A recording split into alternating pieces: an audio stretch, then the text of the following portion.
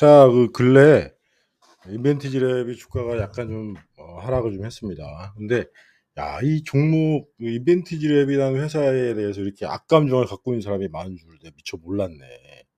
응? 주가가 좀 빠지니까 뭐 그냥 뭐 이럴 줄 알았다는 둥 뭐 어? 어쩌고저쩌고 뭐 말이 많아요. 뭐 제가 이제 워딩이 세서 그런 이유도 있겠죠. 근데 이거 자꾸 이제 그런 뭐 또 말씀드리지만 마이크로스피어 제제 3 사가 모두 다 나노마켓으로 잘 될 수가 없는 사업 구조라고 계속 말씀을 드리잖아요. 그래요. 이게 과학 기술에서는 잘난 놈 하나만 잘 나가는 거지 비슷한 아류 기술들은 이제 시장에서 선택을 받지 못하는 이제 때가 곧 옵니다. 뭐 아무튼 다른 그 비만 치료제 제형 특히 마이크로스피어 3 사 G2G나 펩트론의 주가 상승률을 봤을 때는 인벤티지랩이 뭐 대주주 양도세 문제도 있고 해서 인제 차익 매물이 나오는 걸로 봐야겠죠. 일단은 뭐 G2G보다도 시총이 지금 뒤져 있는 상태가 되었기 때문에 마이크로스피어 3 사 중에서는 제일 주가가 낮다는 시각은 전혀 변함이 없습니다. 예, 주가가 상당히 고평가냐 저평가냐는 상대 회사를 봐도 지금 시총이 떨어져 있으면 상당히 저평가가 맞죠. 그런 의미에서 다시 한번 이제 설명을 좀 해 드리겠습니다. 자, 오늘 이제 설명해 드릴 내용은 뭐냐면 경구용 나왔습니다. 자, 이제 경구용의 그 데이터를 고용량이 25 밀리그램. 이게 세마 주사제 위고비 2.4 밀리와 동일한 효능이라고 나왔어요. 자, 이건 매일 1회 복용이죠. 매일 1회. 언제? 식전. 공복 30분 유지입니다. 왜냐면 이 경구용 제제 리베서스는 위장에서 소화되도록 설계됐죠. 그래서 이제 위산과 적정 농도를 맞춰야 되니까 이렇게 이제 그 제형 설계를 한 거예요. SNAC라는 물질이 들어가는데 이게 뭐냐면 나트륨 계열입니다. 나트륨. 위는 산성이죠. 소화를 시켜내는 게 소화액의 산성이기 때문에 나트륨 제제를 써서 이걸 중화시키는 데 목적을 둔 것 같습니다. 그래서 공복 요건을 반드시 지켜야 된다. 자, 그럼 지금 현재 개발 중인 3027은 뭐죠? 장용성 코팅입니다. 이 말은 뭐냐면 식후에도 먹을 수 있다. 자, 얘들이 장용성 코팅이 뭐냐면 위에서 이제 소화되는 걸 막고, 그러니까 이른바 유산균 캡슐처럼 생각하시면 되죠. 위에서 견디고 장까지 안전하게 도달해서 장에서 흡수되는 기전입니다. 그래서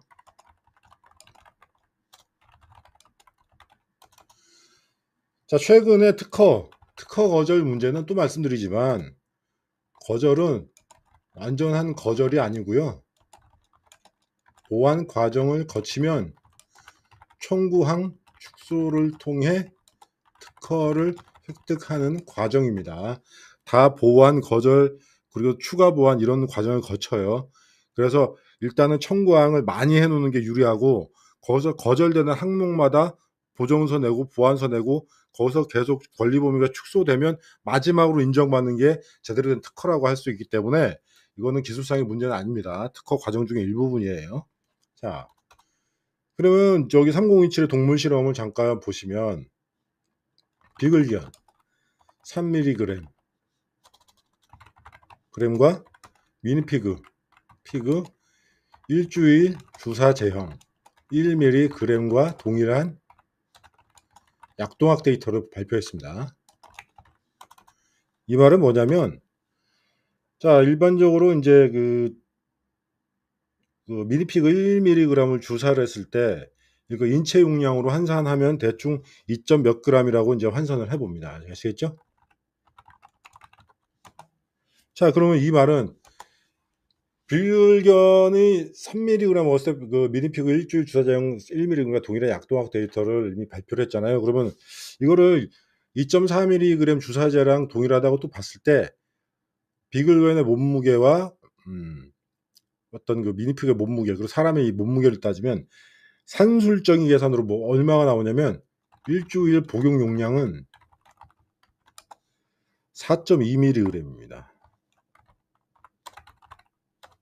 근데 여기서 인제 우리가 간과하지 말아야 될 게 대부분의 인제 그 성인 이 약을 먹는 성인들은 몸무게가 높잖아요. 그래서 고도 비만 환자도 있을 거고. 그래서 여기서 더 약 용량이 늘어날 수 있습니다. 근데 지금 현재 이 발표한 세마글루타이드 리벤서스 25mg은요. 지금 현재 14mg까지가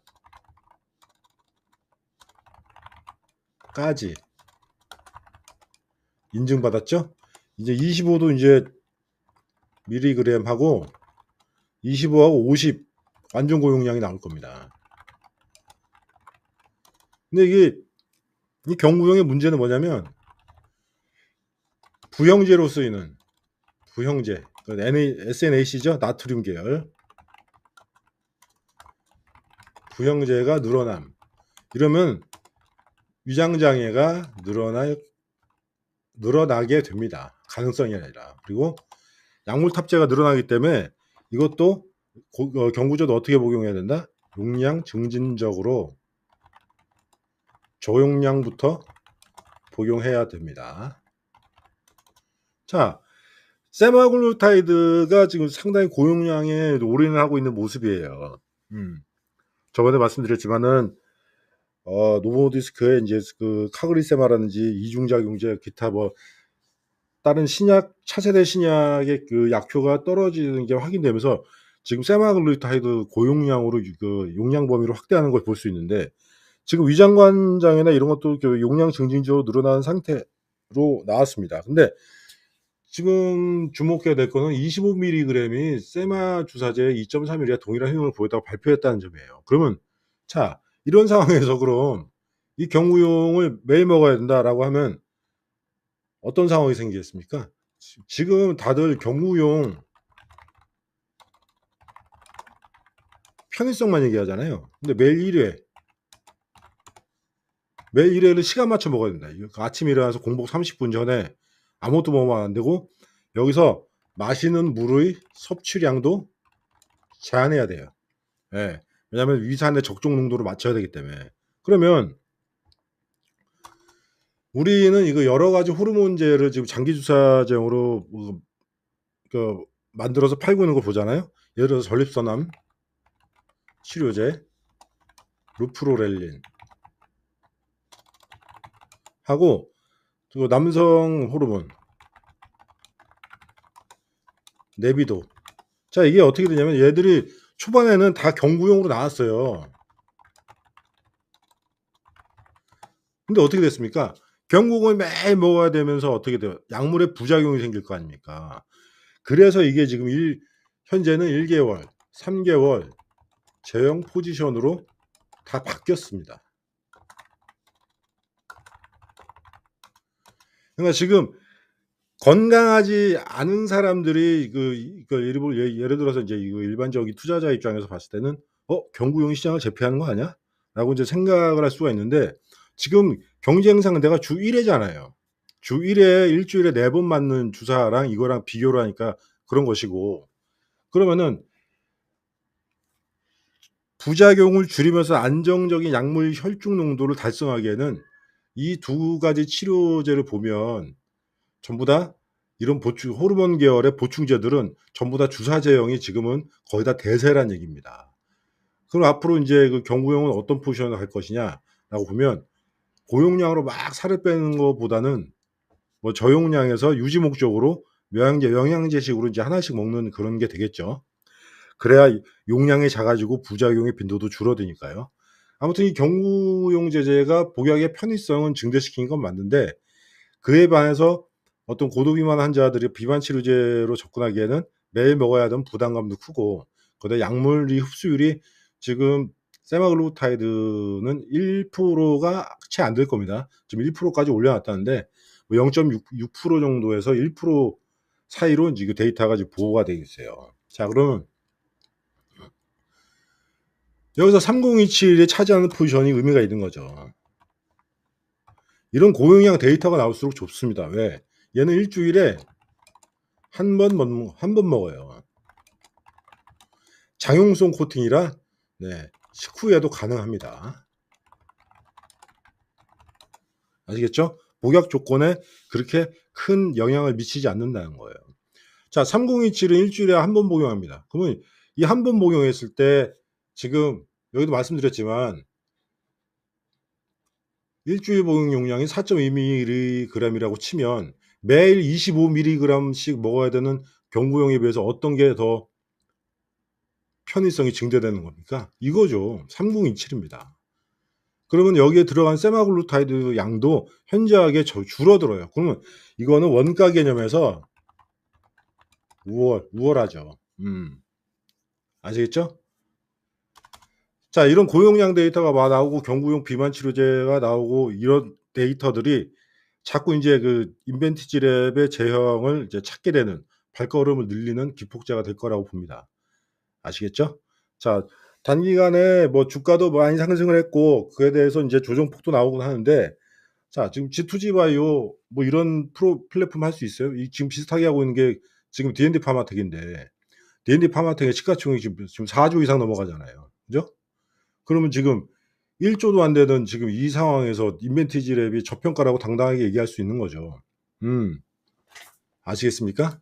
자, 그리고 최근에 그 큐라티스 공장 완공 시설 공지사항이 나왔는데 거기서 안에 보시면 주의해야 될 게 뭐냐면 시설의 컴팩트함입니다. 공장 시설이 기타 무슨 에머전 방식이나 탱커 방식 아니면 또 초음파 분무 방식보다 공장의 공정 장치가 상당히 심플한 걸 볼 수가 있어요. 이거 나중에 이제 내년되면 어떤 그 언론 상대로 이제 공개한다고 넌지르는 조나는데 공장의 크기가 컴팩트하다는 것은 그만큼 원가율에 영향을 줍니다. 그죠? 설비 크기는 원가율에 지대한 영향을 끼칩니다.